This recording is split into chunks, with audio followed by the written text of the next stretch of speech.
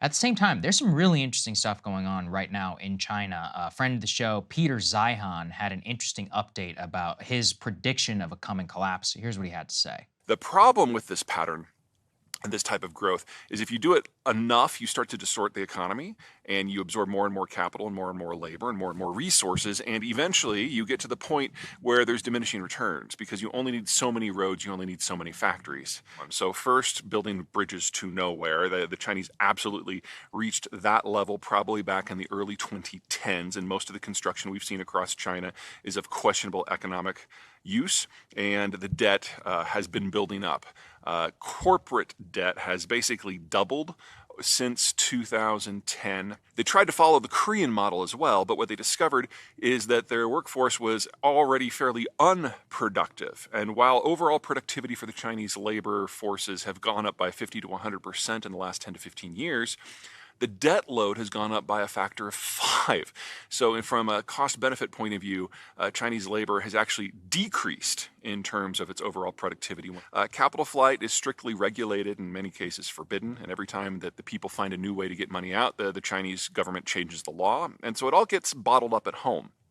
Now, for the Chinese development model, this has proven successful at keeping the Chinese citizens' money as part of the process that then funds all of that investment. This is going to hit them from every possible angle when it breaks, and it's going to do so by ripping the heart out of public support for the entire system and the CCP and the government in particular. So to back up what Peter is saying there, we can put this up there on the screen from the Wall Street Journal.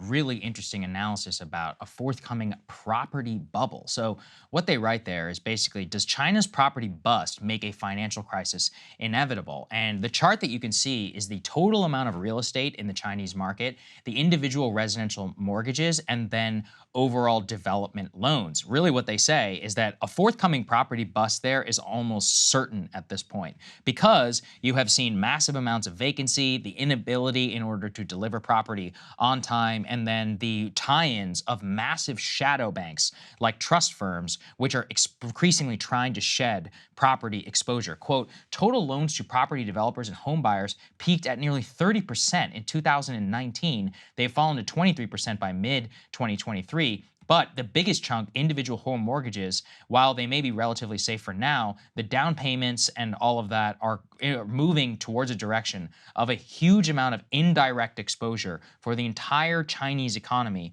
to the commercial banking sector and to property. Property, it appears, has been the single biggest driver of the Chinese middle class and of Chinese wealth. It was one of the ways that the Chinese Communist Party can sell the so-called Chinese dream. You accept authoritarianism, we make you relatively more well-off than your parents ever have before in the history of China, and it's like, we're good to go. The problem is that increasingly hasn't been the case. We've had multiple blowups like the whole Evergrande thing and more, but what he points to about the structural problems on top of an overall dissatisfaction at a very individual level about the economy faces big issues for them right now, Krystal. Huge. Yeah. And I mean, anyone who's lived through 2008, even though it's not exactly analogous because our system is different than their system, can understand the way that real estate shocks can reverberate throughout the entire economy, can potentially trigger bank failures. At the very least, even if banks remain solvent, what are they going to do? They're going to hoard cash. They're not going to lend as much money.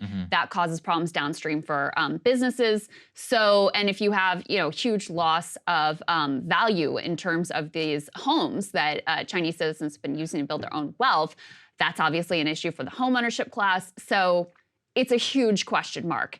And the expectation was that China would come out of COVID and their COVID zero policies and their pandemic era lockdowns, and they would really go sort of like whole hog and they'd be growing like crazy. That has not come to pass whatsoever. And it's because of these issues in the real estate market predominantly, which, by the way, property drives about a quarter of total economic activity in China. To wildly oversimplify, part of what Peter Zeihan is saying here is effectively, in the early stages of their rapid growth, it was all about industrialization. It was about building. It was about building factories. It was about driving exports. That was the big focus. That's why you have all this like overbuilding, too many airports, too many bridges, too many roads, because they just sort of like exhausted that avenue of growth. And then the next avenue of growth that they pushed was really around property, real estate development, and home ownership. So the fact that we're coming to the end of that, and that's something that they were aware of, they've been trying to delicately pop this bubble without it being a complete catastrophe, and they may be able to pull it off. They've taken some steps to reduce their risk. You have a very active, involved government that could potentially soften the blow. So it's not inevitable that you have some sort of a massive collapse, but there are a lot of really big risk factors, which I think is evidenced by, those charts that we showed of how things have fallen off a cliff already. Right. And the problem is this is infecting the entire Asian market, which is deeply tied into China. Let's put this up there on the screen. Right now, the World Bank is saying that Asia faces one of the worst economic outlooks in half a century, and almost all of it just comes back to China. It's because China's economic output, their initial target right now is only 5%, and the World Bank actually says that it will probably only grow at 4.4%, which is down from 4.8 expected. That's a lot for us, but that's not how it works in a developing economy. They got addicted to 10%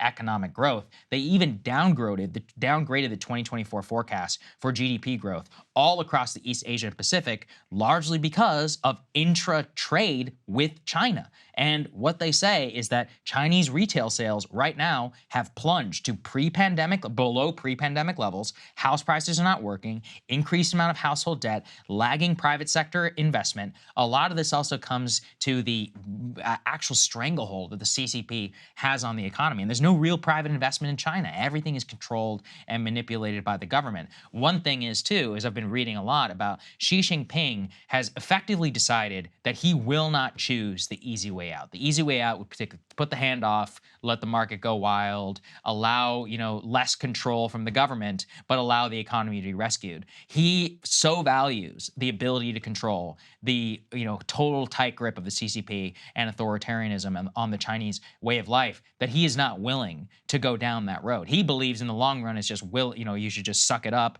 take the losses wherever you can, even potentially a crisis, but as long as the regime remains intact, that's the most important thing. It's a major departure from some of his predecessors, and especially the Deng Xiaoping school of economic thought and how the way China should be governed. So it's a fascinating ideological collision happening in China. And ultimately, I think that is what will be the end. If Deng Xiaoping-ism, I guess if you could say, was the type of governance that would be in place today, they wouldn't be in this type of problem. But with where they are ideologically and with their obsession about power, they simply can't get their way out of this, even with throwing as much money as they possibly can, into the economy, even with their rigged statistics. Don't forget, this 4.4, who the hell knows if it's true? Right. It could be 2%.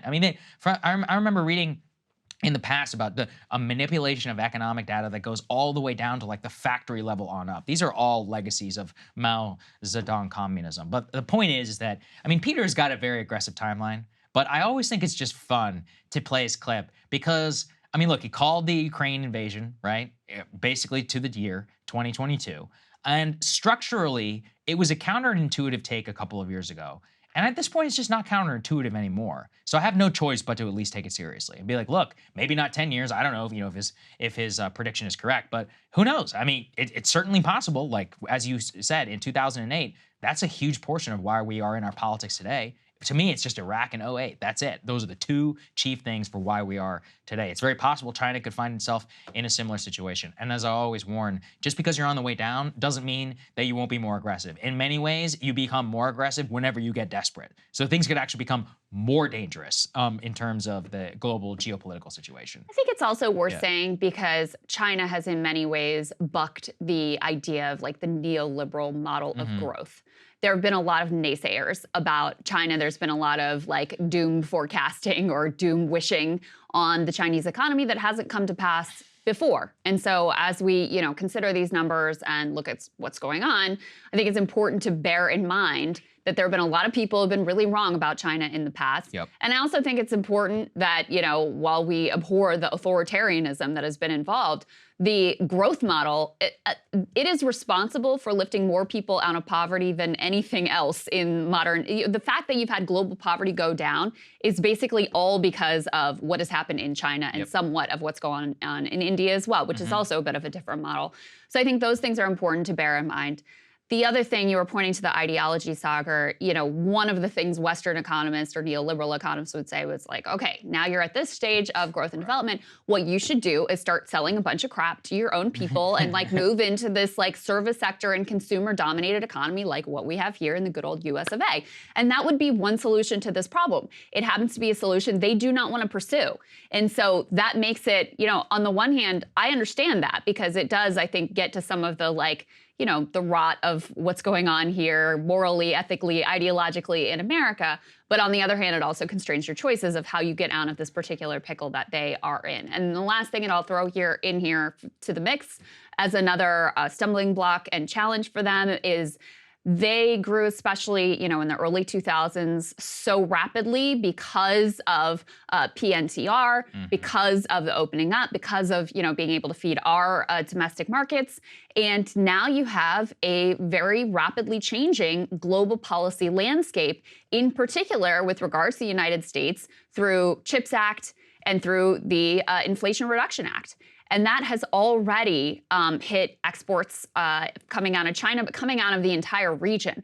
And so on top of everything else that's going on, increasingly protectionist policies, which I support, by the way, from a US perspective, but those protectionist policies are also making things more challenging for China and for some of the region. Yeah, I agree. It's funny because as you were talking about with China, it's one of those where in a certain way I almost like sympathize, I guess, because they're like, yeah, we don't want your degenerate like Western values. They're like, we don't want our kids addicted to video games and to drugs and doing all this stuff. But we want people to be hardworking. So I'm like, oh, okay. But like the way they accomplish that is like complete ideological control and straight up don't support that authoritarianism. part. Yeah, I don't support that part at all. I'm like, I don't know if it's possible.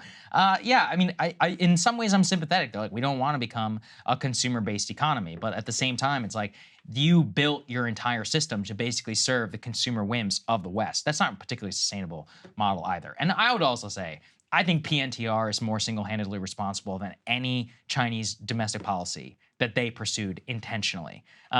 Actually, if anything, their genius was basically fooling the West into thinking, hey, yeah, we'll sign all these things and we'll liberalize. Like, don't worry about it. It's all good. Oh, well, we wanted to hear that. Of course we wanted to hear it. So it's cheap. we're like, we made sure, a lot of money. yeah, we believe that. So it was a great deal, I think, for everybody. And Deng Xiaoping, there's a great biography of him where I forget the exact quote and I can't find it right now, but it effectively comes down to, he's like, we will fool the West into thinking that we will liberalize by signing these deals. At the same time, we'll rob them blind and we'll steal everything that makes them great, and then we'll beat them in the long run. I mean, I think in many ways, he's up there with like Lee Kuan Yew in terms of like the great genius statesman of all time. I'm not saying it like an endorsement. It's just that I don't think it's a deniable fact that he put them on to this path. But look, regardless, it's always interesting. We always got to keep an eye on it. Yeah, here, could be huge reverberating impacts. I mean, this is a gigantic economy. Yes. So what happens there? It's not like we are isolated or insulated from it.